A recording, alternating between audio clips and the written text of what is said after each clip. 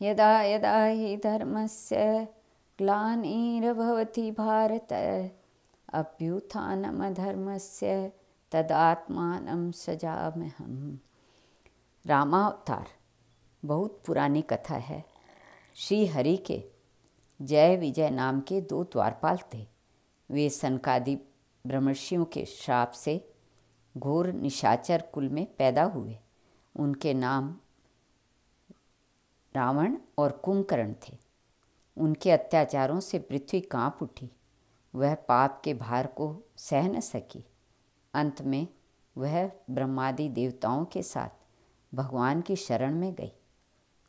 देवताओं की प्रार्थना से परब्रह्म परमात्मा ने अयोध्या के राजा दशरथ की रानी कौशल्या के गर्भ से राम के रूप में अवतार लिया।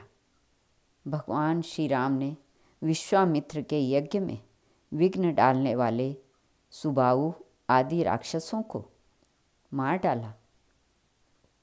वे सब बड़े बड़े राक्षसों की गिनती में थे। जनकपुर में सीता जी का स्वयंवर हो रहा था। वहाँ भगवान शंकर का विशाल धनुष रखा हुआ था। श्री राम ने उस धनुष को तोड़कर सीता जी को प्राप्त कर लिया। राजा दशरथ की आज्ञा से श्री राम का 14 वर्ष का वनवास हुआ।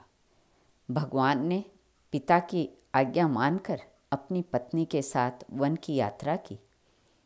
उनके साथ छोटे भाई लक्ष्मण भी थे।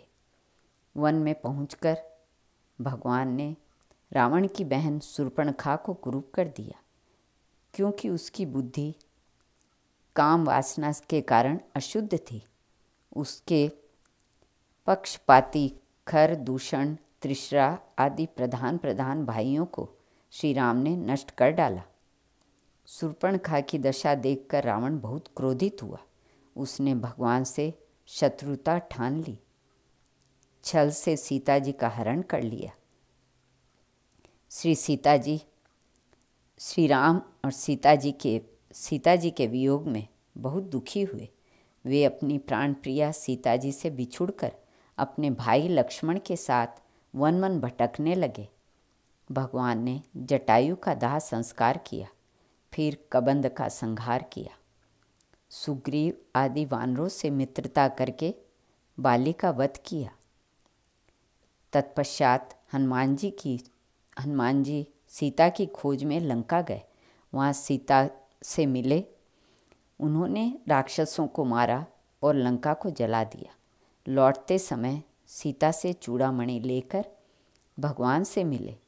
अंत में श्री राम बंदरों की सेना के साथ समुद्र तट पर जा पहुँचे।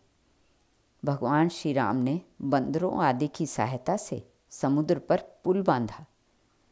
विभीषण की सलाह से भगवान ने नील, सुग्रीव, हनुमान आदि प्रमुख वीरों और वानरी सेना के साथ लंका में प्रवेश किया।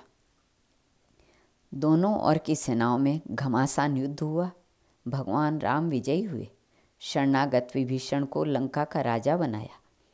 उसके बाद भगवान श्री राम ने सीता और लक्ष्मण के साथ अयोध्या लौटकर राम राज्य की स्थापना की। भगवान ने नरलीला करके प्राणी मात्र को प्रेम, नम्रता, सदाचार और माता पिता गुरु के प्रति आदर भाव का संदेश दिया। मर्यादा पुरुषोत्तम भगवान श्री राम को हम सब नमस्कार करते हैं। श्री कृष्णार्पणमस्तु।